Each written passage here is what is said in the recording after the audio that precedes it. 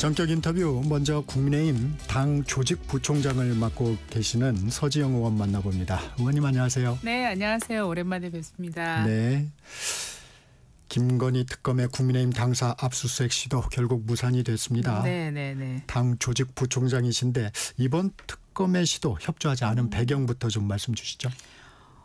저희가 협조를 하지 않았다는 거는 맞는 얘기가 아니고요. 사실은 이게 사상 초유의 일이거든요. 저는 이제 국민의힘에 이번에 국회에 들어왔지만 사실은 그 예전 한나라당 제가 공채로 이 당에 들어와서 네. 사실은 당 사무처로 한 25년 동안 생활을 했었습니다. 이렇게 당원 명부 전체를 특정 종교 집단과 비교를 해보겠다라고 하면서 당사를 압수수색을 시도한 건 사상 초유의 일 같습니다. 특히 당원 명부 전체를 한번 살펴보겠다라고 한 거는요. 있을 수 없는 일이고요.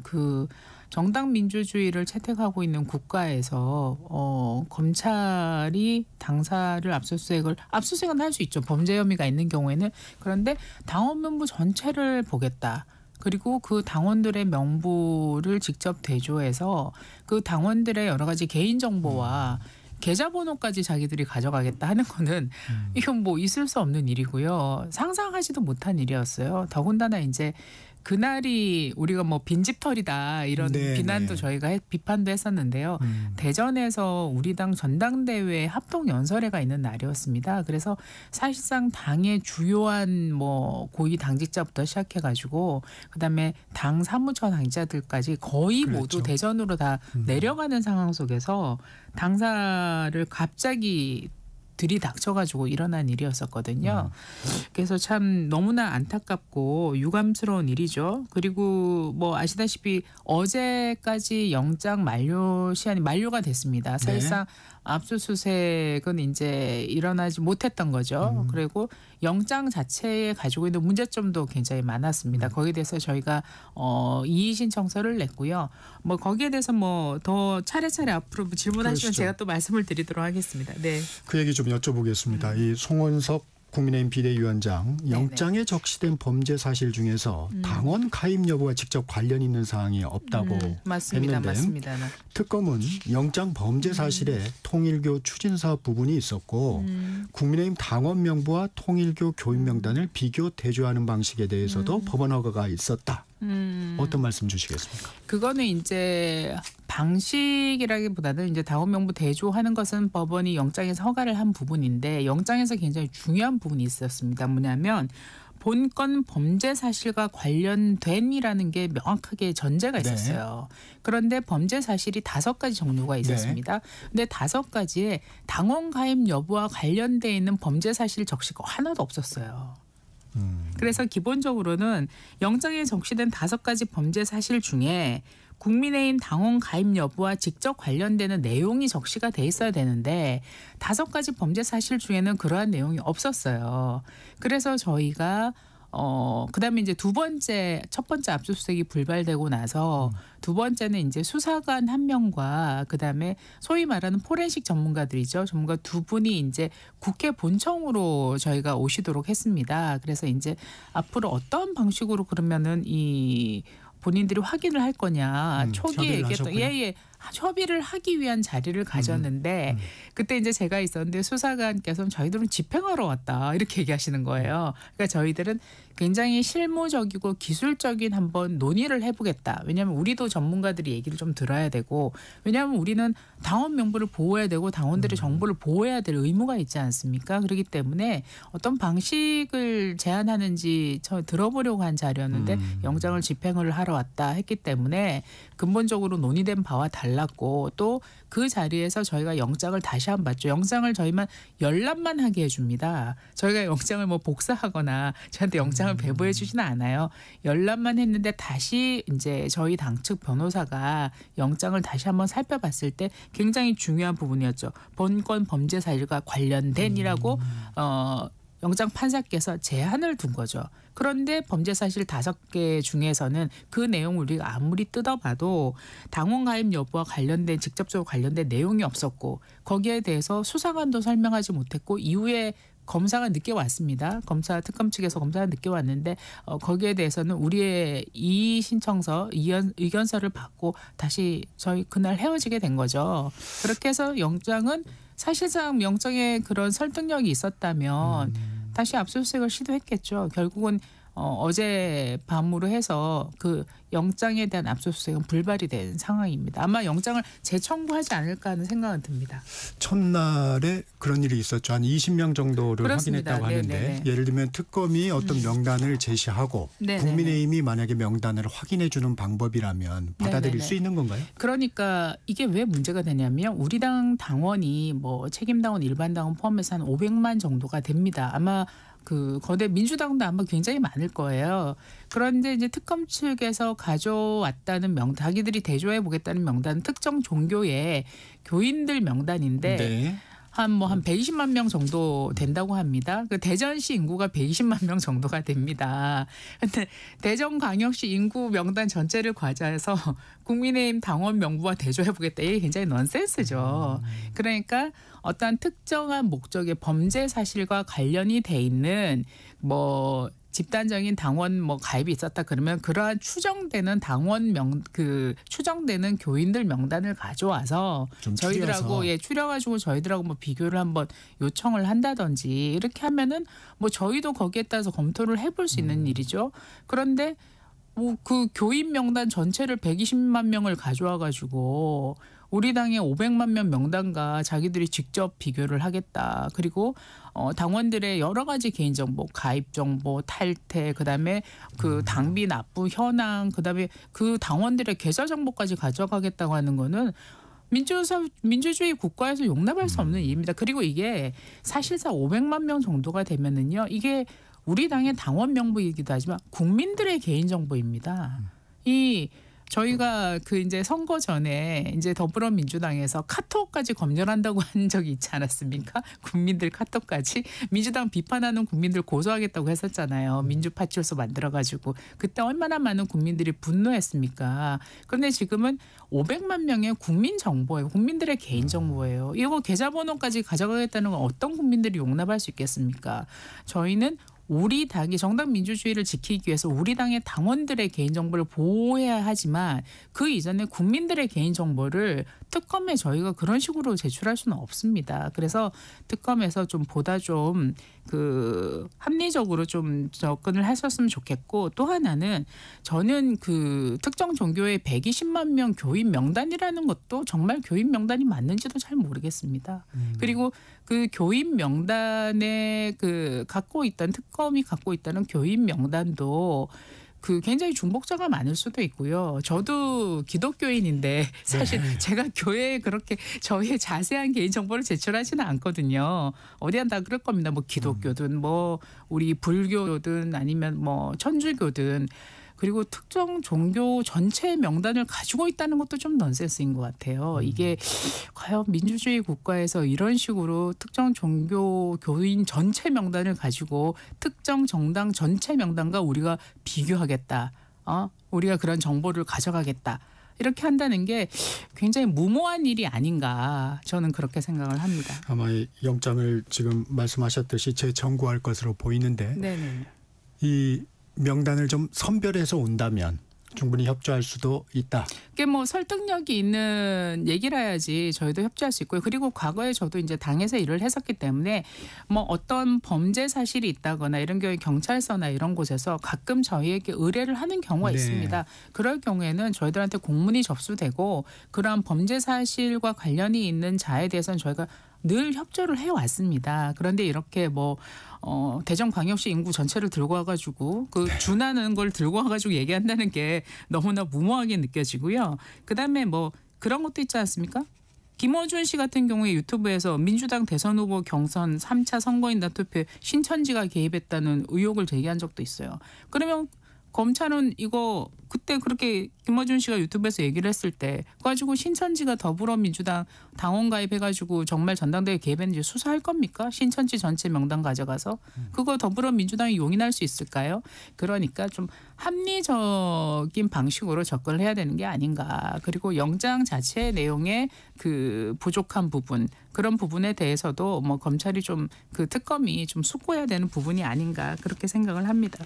좀 다른 결의 질문이지만 이번에 저기 압수수색 영장이 전당대회 기간에 이루어졌습니다. 그렇죠. 네. 이 시기에 대해서는 좀 어떻게 보십니까? 이게 사실 후보들의 판세에도 조금 영향을 미쳤다는 분석들도 나오고 있습니다. 글쎄요. 저는 후보들의 판세에 영향을 미쳤다기보다는 이 사태에 후보자들께서 대응하는 방식이 네. 대응하는 방식 그리고 또 여러 가지 또 시위를 하시는 분도 있고 강력한 입장을 내시는 분도 있고 뭐 때로는 약간 그 목소리 톤이 낮으신 분도 있고 여러 가지 그렇죠. 컬러가 다르셨죠. 그런 부분들을 당원들이나 일반 국민들이 어떻게 받아들이시는지에 따라서 뭐 조금의 영향은 있지 않을까. 그러나 뭐 우리 당을 이끄시겠다는 분들이 우리 당원 명부와 이런 식으로 그 특검이 뭐 압수수색하겠다는 데에서 동의하시는 분은 아무도 없으시니까요. 본질하고 다르게 예를 들면 그렇습니다. 이제 네. 대여 투쟁 저기 주장을 하시는 분들 뭐 네네네. 이런 분들 어떤 그런 구도에서 좀 영향을 미쳤다 뭐 이런 그렇게 볼 수 말씀을 있죠. 이제 네. 이것을 계기로 해서 좀 더 강한 목소리를 내시고 또 어떻게 강한 입장을 내시는 분들이 있고 또 시위를 그렇죠. 하시는 모양이나 이런 것들이 또 굉장히 또 유권자들에게 어필을 또 하시는 부분들이 있겠죠. 네. 전당대회 판세도 좀 짚어보겠습니다. 여론의 흐름을 보면 과반 득표자가 나오기는 좀 어려워 보입니다. 어떻게 보십니까? 그렇습니다. 사실은 뭐 지금은 과반 득표가 나오기는 어려울 것 같아라고 전망들을 많이 하시는데 사실 예전에 전당대회 때도 다 과반 득표가 나올 거라고 생각 못했는데 다 나왔어요. 네, 김기현 대표께서 선출될 때도 그랬고 또 한동훈 대표께서 선출될 때도 처음에는 과연 과반이 될까 이런 의문들이 있었는데 또 압도적인 과반이 나오기도 했고 그랬군요. 그렇습니다만은 이번 전당대회는 또 굉장히 이제 과반 나오기는 어렵다는 얘기들이 훨씬 더 많은 상황이죠. 예. 첫날 모바일 투표율이 37.51%. 네네네. 이게 지난해 전당대회보다 한 7.5% 포인트가 높다고 합니다. 역대 최고를 기록했어요. 아, 그렇습니까? 네네네. 역대 최고를 기록했고 그 이제 최근에 우리 당 전당대회를 보면서 굉장히 뭐 무관심 전당대회다 이런 언론의 호평들이 많았었거든요. 그런데 저도 깜짝 놀랐습니다. 첫날 모바일 투표율이 이렇게 그 예전에 7.23 전당대회 때가 57% 아니다 29% 정도 됐었고 네. 2023년에 3.8 전당대회가 한 34% 정도 됐었는데 훨씬 높은 투표율이 나왔고요. 굉장히 기대가 됩니다. 오늘 이제 제가 뭐 방송을 통해서 홍보를 하자면 오늘은 ARS 투표가 있습니다. 네. 그렇기 때문에 어제 모바일 투표에 참여하지 못하셨던 분들은 꼭 ARS 투표에 참여해 주시기를 부탁드리겠고요. 또 어제 오늘 국민 여론조사가 또 진행이 됩니다. 저희 이제 전당대회 룰 자체가 8대2 룰이거든요. 그러니까 80%는 당원들이 선출하고 20%는 국민 여론조사가 반영이 네. 됩니다. 그래서 전국에 계신 국민 여러분들께서 관심을 가지고 여론조사 오면 좀 잘 받아주셨으면 하는 마음입니다. 부탁드리겠습니다. 이 홍보까지도 잊지 않으시네요. 네. 근데 전당대회 이 전한길 씨 얘기를 안 할 수가 없습니다. 장동혁 후보는 마지막 TV 토론에서 이 전한길 씨에게 공천을 줄 수 있다는 입장을 밝혔습니다. 당내에서도 좀 논란이 일고 있는 것 같은데 어떻게 보고 계십니까? 글쎄요. 제가 이 조직 부총장이기도 합니다만은 선관위원이기도 합니다. 그래서 말씀을 네. 특정 후보의 어떤 입장에 대해서 제가 뭐 평가나 판단을 하기는 어렵고요. 다만 이렇지 않을까요? 아마 뭐 TV 토론에서 그게 밸런스 게임 이런 걸로 얘기가 됐던 것 같은데요. 모든 후보자는 자기 자신에게 가장 유리한 답변들을 하게 돼 있죠. 아마도 장동희 후보께서 그런 말씀을 하셨다면 본인이 생각하기에 이 전당대회에서 본인한테 가장 유리한 입장을 얘기하신 게 아닌가라는 생각이 들고요. 뭐 그걸 어떤 측면에서 유리한지는 전 잘 모르겠습니다만 그런 생각이 들고 또 하나는 뭐 전한길 씨가 이번 전대에서 굉장히 이슈가 많이 네. 됐었죠. 저희 선관위에서도 논란이 많이 됐습니다. 저희가 그 선관위원만 아니면 굉장히 속 시원한 얘기를 하겠는데 굉장히 알겠습니다. 아쉽고요. 그렇지만 이제 후보자들께서는 아마도 뭐 장동희 후보께서는 그 투쟁력 같은 거를 조금 생각을 하신 게 아닌가. 뭐 싸우지 않는 자는 뭐 배지를 떼라 이런 슬로건도 내걸고 계시는데 아마 그런 측면에서 얘기를 하시고 판단을 하신 게 아닌가라는 생각이 들고요. 그 유불리는 뭐 전당대회 결과를 보면 알지 않겠습니까? 네네. 알겠습니다. 본회의 얘기 좀 여쭤보겠습니다. 오늘부터 쟁점 법안 처리가 시작이 됩니다. 오늘 방송문화진흥회법 처리가 예상되는데 국민의힘 어떻게 대응하십니까? 저희는 이제 필리버스터를 통해서 국민들께 이 부당성을 알리려는 노력을 할 예정입니다. 그런데 뭐 여러 가지로 굉장히 민주당에 대해서는 뭐 예측했지만 굉장히 뭐 여당에 대해서도 달라진 게 없다. 그 이번에 본회의 날짜를 잡는 것도 그렇고 이제 우리 당이 내일 전당대회가 있지 않습니까? 금요일 날 이제 전당대회를 하는데 이렇게 무리한 본회의 일정을 잡아서 마치 정해진 기한 안에 모든 것을 해치우려는 듯한 느낌을 받고 있어요. 그래서 그 뭐 민주당이 야당일 때도 거대 의석을 앞세워서 모든 국회 일정을 본인이 원하는 스케줄대로 다 가져갔고 이제 여당이 되었으면 좀 더 포용력을 가지고 야당에 대해서도 조금 그 여유를 가지고 협상을 하고 그렇게 해야 되는데 이 전당대회 기간 중에 이런 식으로 그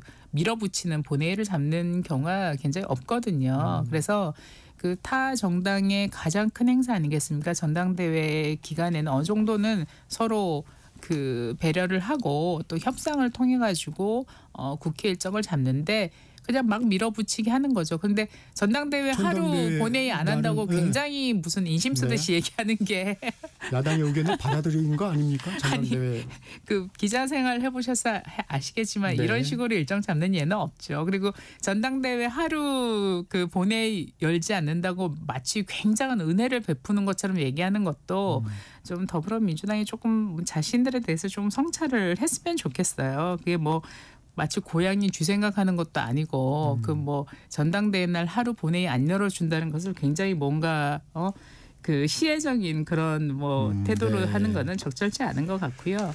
그 이렇게 하루하루 해가지고 필리버스터 전체를 막아보겠다. 그 똑같은 되돌이표가 되고 있거든요. 이런 것 자체가 국회의 모습이 굉장히 유감스러운 모습이죠. 저는 이러한 과정에서 좀 우리 우원식 의장님께서 좀 역할을 해주시기를 아직도 저는 바라고 있는데 아니나 다를까 특별하게 의장님께서는 뭐 민주당의 뜻대로 늘 함께해 주시는 그런 모습을 동행하시는 모습을 보여서 굉장히 그 안타깝다라는 말씀을 전하고 싶습니다. 네. 이 쟁점 법안이 여러 가지가 있지만 특히 노란봉투법이 지금 여론전이 좀 치열해 보입니다. 어제 국회 환경노동위원회에서도 여야가 대립을 했는데 여러 가지 문제가 있지만 가장 우려스러운 부분 한 부분만 지적해 주신다면. 노란 봉투법 뭐 어떤 의원님은 빨간 봉투법이다 이런 얘기도 하시더라고요. 그런데 제가 볼 때는 검은 봉투법 같아요. 검은 봉투법. 이 우리 경제를 어디까지 몰고 가려고 하는 것인지 참 무책임한 법안으로 보입니다. 이미 뭐 이 법안에 대해서는 재계가 굉장히 걱정을 하고 있고 그다음에 우리 기업들이 굉장히 큰 어려움에 부딪힐 겁니다. 뭐 그게 불법 파업을 사실상 용인하고 조장하는 법안 아니겠습니까? 이제 하청 기업의 노동자들까지 원청 기업을 향해 가지고 저희 뭐 협상을 해야 되는 이런 상황이 오면 끊임없는 파업과 끊임없는 노동쟁이를 우리 기업이 그냥 속수무책으로 맞아들여야 되는 상황입니다. 이래가지고 우리 기업들이 우리나라에서 기업할 맛이 나겠습니까? 그리고 기업하면은 되겠습니까? 암참에서도 굉장한 우려를 표명했었어요. 그래서 이럴 때 제가 볼 때는 이런 식으로 간다면 기업들이 저는 다 해외로 나갈 것 같아요. 그래서 눈앞에 노조의 이익을 위해서 그 정부 여당에서 너무나 노조에 마치 청구서 받아들이듯이 청구서 해결하듯이 이렇게 해결하듯이 이렇게 법안을 처리해 나오고 있는 모습들이 내일은 없다라는 것 같습니다. 오늘만 있고 내일은 없다. 이 모든 부메랑이 결국은 우리 경제에 앞으로 닥쳐올 위기로 보이고요. 우리 기업의 위기로 이어질 것으로 보이고 우리 경제 전반의 위기로 이어질 텐데 참으로 무책임하다. 저는 그런 생각밖에 들지 않습니다. 아마 그런 부분들에 대해서 필리버스터에서 우리 당 의원님들께서 굉장히 그 강력한 말씀들을 많이 하실 것 같고요. 또 그러한 말씀들이 퍼져나갈 때 국민들께서도 굉장히 공감을 하시라 믿습니다. 이거는 뭐 우리 국민들의 여론, 우리 경제를 걱정하는 그 국민들의 여론에 맡길 수밖에 없는 상황이 아닌가 이재명 생각합니다. 대통령은 선진국 수준으로 맞춰가야 될 부분이다 이렇게 강조를 어떤 선진국이 했고. 그런 법을 가지고 있죠? 저는 이해가 잘 안 되는데요. 네. 네. 다른 주제를 좀 볼까요? 민주당이 대통령과 공공기관장의 임기를 맞추는 공공기관 운영법 개정안을 추진하고 있습니다. 신속 지정 안건으로 올려 처리하겠다는 방침도 세웠는데 국민의힘 입장은 어떤가요? 그렇죠. 이제 공공기관장 그 임기 문제가 늘 정권이 바뀔 때마다 뭐 문제가 됐었습니다. 그렇죠. 네, 정권 말에 항상 그 낙하산 많이 꽂아가지고 그다음에 요지부동인 경우도 많았었고요. 사실은 문재인 정권 때 그 정권 말에 낙하산이 엄청났었거든요. 그분들 사실은 윤석열 정권에 한 3년 동안 임기 다 채우신 분들도 굉장히 많습니다. 그래서 이런 부분들이 이제 정부의 국정 철학과 뭐 반대된다 그러면서 이제 사실상 이 법은 정부와 맞지 않은 사람들 쫓아내기 위한 법 같아요. 그래서 이거는 정부가 어떠한 태도로 공공기관장들과 함께 협력을 해 나갈 것이냐 그 정부의 어떤 포용력에 달려있는 문제라고 생각을 합니다. 그래서 그런 식으로 법안으로 모든 것을 해결하는 자세 자체가 저는 굉장히 편협해 보여요. 네네. 만약에 한다면 이 얘기는 말씀하신 것처럼 계속 문제가 돼 왔는데 누구든지 이걸 정권을 잡으면 하지 않았고 뭐 이런 부분인데 다음 정부부터 하면 될 텐데 지금 법안 내용은 좀 어떻습니까? 지금? 법안 내용은 제가 제대로 못 봤는데요. 네. 저는 그 이재명 정부와 그다음에 민주당의 사실상 이런 문제에 대해서는 별로 기대할 건 없다고 봐요. 지금까지 국회 운영을 하는 걸 보면 모든 것을 이게 본인들의 독단대로 네. 정부와 여당이 정리해 운영하고 주시고요. 싶으신 대로 이렇게 해왔기 때문에 모든 것을 법안으로 다수 의석을 앞세워서 처리해 왔었기 때문에 뭐 달라질 게 없다라고 저는 생각을 합니다. 기대를 안 하시는군요. 별로 기대할 바가 없을 것 같습니다. 네, 서지영 국민의힘 조직부총장과 말씀 나눴습니다. 고맙습니다. 네, 감사합니다. 전격시사 1부